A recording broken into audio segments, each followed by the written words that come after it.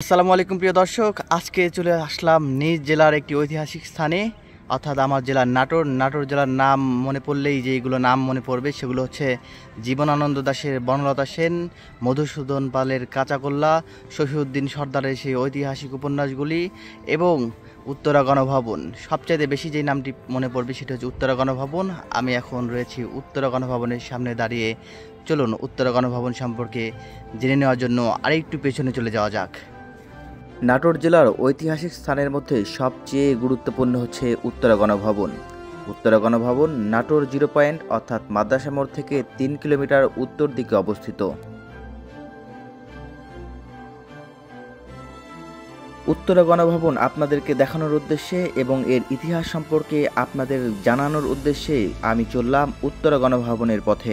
মাদ্রাসা মোড় 0 পয়েন্ট থেকে উত্তরা গণভবন খুবই স্বল্প দূরত্বের পথ। কিছুক্ষণ পরেই আপনি দেখতে পাবেন উত্তরা গণভবনের লম্বা এবং পুরু সীমানা প্রাচীর ধরে উত্তর দিকে আগালেই দেখতে পাবেন উত্তরা গণভবনের আইকনিক গেট। প্রাচীন ইতিহাস আর ঐতিহ্যের সৌন্দর্যমণ্ডিত এই দীঘাপতিয়া রাজবাড়ি বা উত্তরা গণভবনটি শহরতলির দীঘাপতিয়া ইউনিয়নে আজও কালের সাক্ষী হয়ে উত্তরা গণভবন নাম নিয়ে দেশব্যাপী পরিচিতি লাভ করেছে। বাংলার রাজা জমিদারদের মধ্যে দীঘাপতিয়া রাজবংশ একটি উল্লেখযোগ্য স্থান অধিকার করে আছে। দয়ারাম রায় এই রাজবংশের প্রতিষ্ঠাতা। 1680 সালে নাটোরের প্রখ্যাত কলম গ্রামের এক তিলি পরিবারে দয়ারাম রায় জন্মগ্রহণ করেন। নাটোর রাজবংশের প্রতিষ্ঠাতা রামজীবন যখন পুঠিয়ার রাজা দর্পনারায়ণের অধীনে চাকরি করতেন, সেই সময়ে তিনি কাজ উপলক্ষে চলনবিল এলাকার কলম গ্রামে পৌঁছান। রামজীবন যখন পুঠিয়ার রাজা দর্পনারায়ণ ঠাকুরের অধীনে সাধারণ একজন কর্মচারী, তখন দয়ারাম তার মাসিক 8 আনা বেতনে চাকরি করতেন। পরে সামান্য লেখাপড়া করে জমা খরচ রাখার মতো যোগ্যতা অর্জন করেন। রামজীবন তাকে মাসিক 8 আনার পরিবর্তে 5 টাকা বেতনের মোহরি নিযুক্ত করেন। পরবর্তীতে পুঠিয়ার রাজা দর্পনারায়ণের স্নেহ, ভালোবাসা ও সহানুভূতি, নবাব সরকারের ভ্রাতা রঘুনন্দনের প্রভাব প্রতিপত্তি এবং বাংলার নবাব দেওয়ান মুর্শিদ কুলি খানের নেক নজর সবকিছু মিলে যখন রামজীবন জমিদারি লাভ করেন, তখন তারও ভাগ্য খুলতে থাকে। মহারানী ভবানী দয়ারাম রায়কে এই দীঘাপতিয়া পরগনার জমিদারি উপহার প্রদান করেন। উত্তরা গণভবনের মূল ফটক দিয়ে প্রবেশ করে এই পথ দিয়ে সামনে এগোলেই সবার প্রথমে দেখা মিলবে সুরম্য একটি ভবন, যেটি কুমার প্যালেস। কুমার প্যালেসের ওপরতলায় কুমার বসবাস করতেন এবং নিচের তলা ছিল জেলখানা। কুমার প্যালেসের সামনে 4 চাকা বিশিষ্ট একটি কামান আজও যেন কুমার প্যালেসকে পাহারা দিয়ে যাচ্ছে। এটি হলো উত্তরা গণভবনের মূল প্রাসাদ। 1736 সালে এই ভবনটি দীঘাপতিয়া রাজ্যের প্রতিষ্ঠাতা রাজা দয়ারাম রায় সর্বপ্রথম নির্মাণ করেন। এই প্রাসাদটি রাজাদের প্রশাসনিক ভবন ও শয়নকক্ষ হিসেবে ব্যবহার হতো। রাজা দয়ারাম রায় এর চতুর্থ বংশধর রাজা প্রসন্ননাথ রায় 1860 খ্রিস্টাব্দের দিকে এই রাজবাড়িটির সুরম্য অট্টালিকা, বাগান ও মন্দির প্রভৃতি নির্মাণ করেন।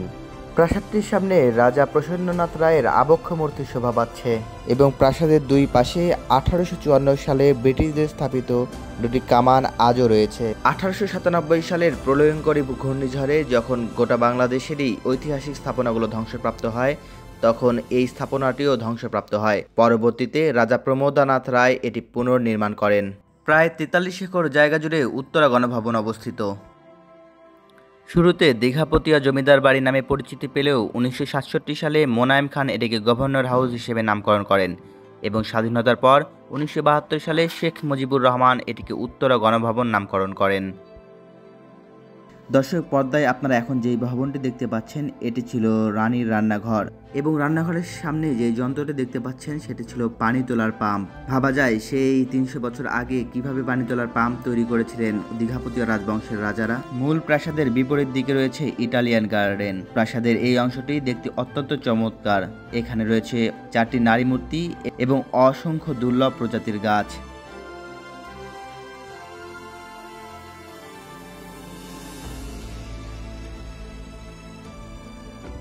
বর্তমানে উত্তরা গণভবনের যে ভবনটি সংগ্রহশালা হিসেবে ব্যবহার করা হচ্ছে, সম্ভবত এই ভবনটি ছিল উত্তরা গণভবনের অতিথিশালা এবং অস্ত্রাগার। উত্তরা গণভবন থেকে প্রাপ্ত দুর্লভ সকল বস্তু নিয়ে এই সংগ্রহশালা তৈরি করা হয়েছে। যদিও আজকে মেরামতের জন্য আমরা প্রবেশ করতে পারিনি। এখানে প্রবেশ করতে অতিরিক্ত 30 টাকা দিয়ে টিকিট কাটতে হয়। বলে রাখি, উত্তরা গণভবনে প্রবেশ করতেও 30 টাকা দিয়ে টিকিট কাটতে হয়েছিল। কুমার প্যালেস এবং সংগ্রহশালার মধ্যবর্তী একটি রাস্তা সোজা আপনাকে নিয়ে যাবে রানীমহল, রানীঘাট ও মিনি চিড়িয়াখানার দিকে। যদিও বর্তমানে এখানে কোনো রানীমহলের অস্তিত্ব নেই, অনেক আগেই সেটি ভেঙে ফেলা হয়েছে। তবে এখানে রয়েছে সুন্দর বাগান। রানীঘাট কিন্তু এখনও কালের সাক্ষী হয়ে টিকে রয়েছে। এখানে তৈরি করা হয়েছে মিনি চিড়িয়াখানা, যে চিড়িয়াখানায় রয়েছে হরিণ, বানর, গিনিপিগ, খরগোশ, কবুতর এবং ময়ূর। মার্বেল পাথর দিয়ে বাঁধানো উত্তরা গণভবনের রানীঘাট দেখতে এক কথায় অসাধারণ।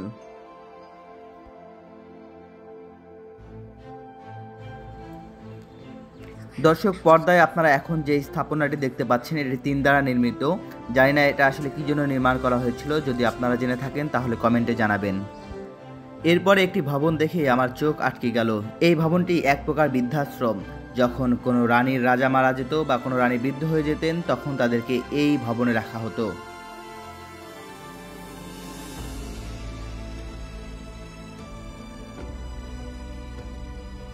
শত্রুর হাত থেকে রাজপ্রাসাদকে টিকিয়ে রাখার জন্য দীঘাপতিয়া রাজবাড়ির চতুর্পাশে পরিখা খনন করা হয়েছিল, যা এখনও টিকে রয়েছে এবং এখান থেকে বর্তমানে প্রচুর মাছ চাষ করা হয়। উত্তরা গণভবনে প্রবেশ করে হাতের বাম পাশে প্রথমে যে ভবনটি, সেটি হচ্ছে রাজাদের গাড়ি রাখার স্থান। এবং উত্তরা গণভবনে প্রবেশ করার পর হাতের ডান পাশে প্রথম যে স্থাপনাটি চোখে পড়বে সেটি হচ্ছে পাখিদের অভয়স্থান তৈরি করা হয়েছে এক পাশে এবং রয়েছে কাচারি ভবন। দর্শক, শুনতে কি পেলেন? উত্তরা গণভবনের প্রধান ফটকে স্থাপিত ঘড়ির ঘণ্টা ইতিহাস আর ঐতিহ্যের সাক্ষী হয়ে আজও সগৌরবে দাঁড়িয়ে আছে নাটোরের দীঘাপতিয়া রাজবাড়ি। এই স্থাপনার প্রবেশদ্বার ভ্রমণ পিপাসুদের অন্যতম আকর্ষণ। শোনা যায় দীঘাপতিয়া রাজবংশের রাজাদের ঘড়ি প্রীতি ছিল। প্রবেশদ্বারে রয়েছে তৎকালীন ইটালির ফ্লোরেন্স থেকে আনা বিশেষ মেকানিক্যাল ডাবল ডায়াল 2 কাটা ঘড়ি। প্রায় 200 বছর ধরে ফটকের 2 পাশে সঠিক সময় দিয়ে আসছে এই ঘড়িটি। তবে কালের সাক্ষী হয়ে ঘড়িটি হারাতে বসেছে তার ঐতিহ্য। এক সময় কয়েক মাইল দূর থেকে শোনা যেত যে ঘণ্টাধ্বনি, তা এখন বিকল হয়ে পড়েছে অনেকটা। ঐতিহাসিক এই ঘড়িটি রক্ষণাবেক্ষণের দাবি জানাই।